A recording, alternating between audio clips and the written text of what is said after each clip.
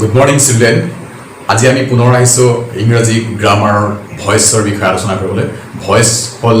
বাক্য, ভয়েছ মানে আৰু ভয়েছ দুই প্ৰকাৰ আমি এক্টিভ আৰু পেছিভ। আৰু এই ভয়েছ চেঞ্জ কৰিবৰ কাৰণে বা বাক্য বা বাক্য পৰিৱৰ্তন কৰিবৰ কাৰণে আমি সাধাৰণতে এটা ফৰ্মুলা ব্যৱহাৰ কৰিছিলোঁ মানে ছাবজেক্ট যোগ বি ভাৰ্বৰ টেন্স মূল ভাৰ্বৰ পাষ্ট পাৰ্টিচিপল ফৰ্ম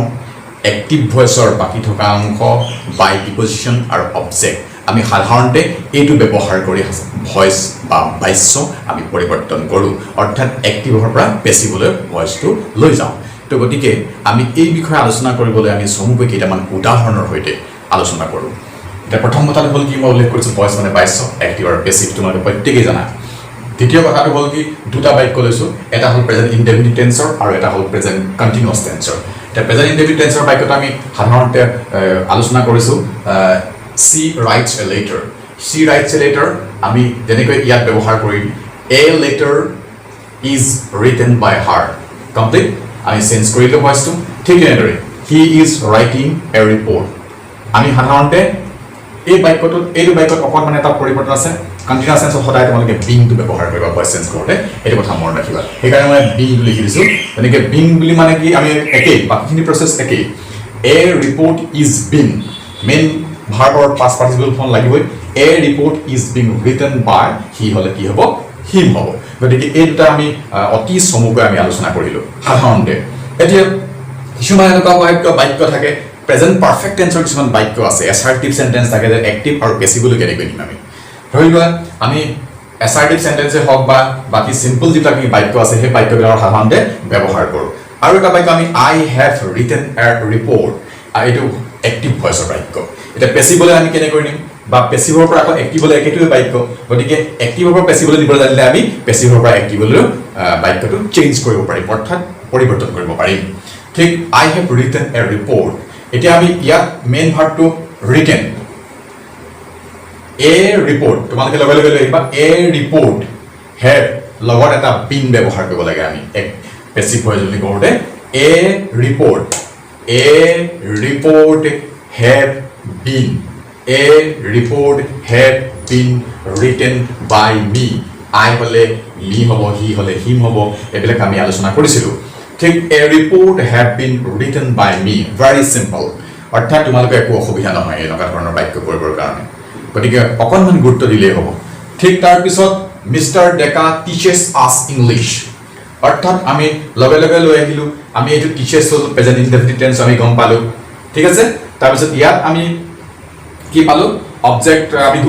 দুটা আমি অবজেক্ট পাইছোঁ আছ আছাৰ ইংলিছ আছে ঠিক আছে প্ৰথমতে আমি ইংলিছটো লৈ কেনে কৈ পেলালোঁ চোৱাচোন যে ইংলিছ লৈ লওঁ আমি ইংলিছ লৈ পেলাই কৰিলোঁ ইংলিছ ইজ টট আছ বাই মিষ্টাৰ ডেকা ভেৰি চিম্পল আকৌ কৈছোঁ চোৱা মিষ্টাৰ ডেকা টিচেছ আছ ইংলিছ মেইন ভাৰ্ব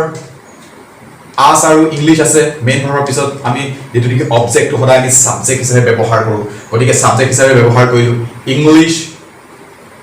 ইংলিছ আনিলোঁ ইংলিছ এই বাক্যটো কোনটো টেন্সত আছে প্ৰেজেণ্ট ইনডেফিনিট টেন্সে গতিকে বি ভাৰ্বৰ টেন্স বুলি লিখিছিলোঁ আমি ইয়াত বি ভাৰ্বৰ টেন্স আমি ব্যৱহাৰ কৰিলোঁ সাধাৰণতে বি ভাৰ্বৰ টেন্স ব্যৱহাৰ কৰিলোঁ কি ইংলিছ সেইকাৰণে অক্সিলাৰী ভাৰ্ব আমি কি ব্যৱহাৰ কৰিলোঁ ইজ ব্যৱহাৰ কৰিলোঁ আৰু singular number English is taught teacher past participle form taught ব্যৱহাৰ কৰিলোঁ ইংলিছ ইজ টট আছটো বাকী থকা অংশ থাকিলে আছ বাই মিষ্টাৰ ডেকা নাম্বাৰ 1 ঠিক এনেদৰে মই কৈছিলোঁ অলপ আগতে কৈছিলোঁ যে এই বাক্যটোত অবজেক্ট দুটা আছে আছ আৰু ইংলিছ গতিকে প্ৰথমতে আমি ইংলিছ লগাই পেলাই কৰিলোঁ এতিয়া আমি আছ লগাই পেলাই কৰোঁ আছ লগাই আছ কৰি দিয়াৰ লগে লগে যেনেকৈ আমি ভয়েছ চেঞ্জ কৰোঁতে সদায় উই হ'লে আছ হয় গতিকে আমি ডেফিনেটলি এইটো আছটো উই আনিলোঁ ছাবজেক্ট উই ব্যৱহাৰ কৰিলোঁ ঠিক তলত দেখাইছোঁ মই বাক্যটো we are taught English by mister Deka mister ডেকাৰ দ্বাৰা আমাৰ দ্বাৰা যে we are taught English by mister Deka আমি ঠিক তেনেদৰে ব্যৱহাৰ কৰিছোঁ কি ব্যৱহাৰ কৰিছোঁ পুনৰ আমি আছটো ছাবজেক্ট অনুযায়ী ব্যৱহাৰ কৰি উই হোৱাৰ কাৰণে হ'ল অক্সিলাৰী ভাৰ্ব প্লুৰেল ফৰ্ম আছে উই মানে আমি গতিকে আৰ ব্যৱহাৰ যেনেকৈ তোমালোকে আগতে আমি আলোচনা কৰিছোঁ যেনেকৈ হি হ'লে ইজ হয় ঠিক তেনেদৰে এইটো ইংলিছ ইজ ছিংগুলাৰ আছিলে সেইকাৰণে আমি ইজ ব্যৱহাৰ কৰিলোঁ আৰ ব্যৱহাৰ কৰিলোঁ মূল ভাৰ্বটো পাষ্ট পাৰ্টিচিপল টিচটো হ'ল টট লিখিলোঁ ইংলিছ বাই মিষ্টাৰ ডেকা এনেদৰে দুইটা ধৰণে আমি এনেকুৱা ধৰণৰ বাক্য প্ৰেজেন্ট পাৰফেক্ট টেন্সৰ বাক্য সাধাৰণতে দুই ধৰণে আমি কৰিব পাৰোঁ ঠিক আৰু এটা ইম্পাৰেটিভ সেন্টেন্স বিলাকত তোমালোকৰ খুব ভয়েস টু চেঞ্জ কৰিবলৈ যাওঁতে কিছুমান অসুবিধা হয় গতিকে ইম্পাৰেটিভ সেন্টেন্সৰ এটা সমু উদাহৰণ দিছোঁ imperative sentence let him finish the work let থকা ইম্পাৰেটিভ সেন্টেন্স আৰু কিছুমান ইম্পাৰেটিভ সেন্টেন্স অথবা let থকাটো আমি let him finish the work imperative sentence বুলি লিখিছোঁ এটো এক্টিভ ভয়েসৰ বাক্য এই এক্টিভ ভয়েসৰ বাক্যটো আমি পেছিভলৈ কেনেকৈ দিম পেছিভলৈ let the work be finished by him পেছিভল তেনেকৈ কৰিলোঁ একেই কিন্তু অকল let টো থাকিলে ইয়াৰ মেইন ভাৰ্বটো আমি চালো ইয়াত ঠিক আছে মেইন ভাৰ্ব পিছত অবজেক্টটো আছে অবজেক্টটো আমি সাবজেক্ট হিচাপে ইয়াত ব্যৱহাৰ কৰিলোঁ আৰু ব্যৱহাৰ কৰি পেলাই আমি let the work be finished past participle form ব্যৱহাৰ কৰিলোঁ by him গতিকে এনেকুৱা ধৰণৰ ইম্পাৰেটিভ সেন্টেন্স let থকা ইম্পাৰেটিভ সেন্টেন্স বিলাকত সাধাৰণতে এনেকুৱা যিমান ধৰণৰ বাক্য আছে তোমালোকে প্ৰেক্টিস কৰিলে তোমালোকৰ নিজেই মনলৈ তোমালোকৰ আহি যাব গতিকে এটো আমি সমুকৈ আলোচনা কৰিছো ভয়েস সেন্স বিষয়ে আমি ইম্পাৰেটিভ সেন্টেন্সৰ বিষয়ে অ্যাসাৰ্টিভ সেন্টেন্স বিষয়ে বা সিম্পল কিছুমান বাক্য ভয়েস সেন্স কেনেকৈ কৰিব পাৰি তাৰ বিষয়ে আমি আদি সমুকৈ আলোচনা কৰিলো আৰু কিছুমান ভয়েস সেন্স কৰিবলৈ যাওঁতে তোমালোকৰ কিছুমান অসুবিধাত পৰে হেতু হল ইন্টাৰোগেটিভ সেন্টেন্স ইন্টাৰোগেটিভ সেন্টেন্সৰ তোমালোকৰ ভয়েস সেন্স কৰাৰ অসুবিধা হয় গতিকে আমি ইম্পাৰেটিভ সেন্টেন্সটো কেনেকৈ আৰু কিছুমান আছে মনত ডু দ্য ৱৰ্ক তাত একো দিয়া নাই লেট দিয়া নাই ডু দ্য ৱৰ্ক তেতিয়া তোমালোকে কি কৰিবা এইটো এটা ইম্পাৰেটিভ সেন্টেন্স তোমাক কামটো কৰিবলৈ কৈছে গতিকে তুমি কেনেকৈ কৰিবা গতিকে let the work be done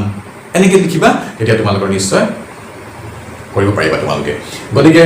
আমি এইকেইটা আমি সমুকৈ আলোচনা কৰিলোঁ এইবোৰ সিম্পল সেন্টেন্স সাধাৰণ বাক্য কিছুমান ললোঁ তাত লৈ পেলাই আমি মানে ফৰ্মুলাত ব্যৱহাৰ কৰি কিনে আমি আজি ভয়েস সেন্সৰ বিষয়ে আলোচনা কৰিলোঁ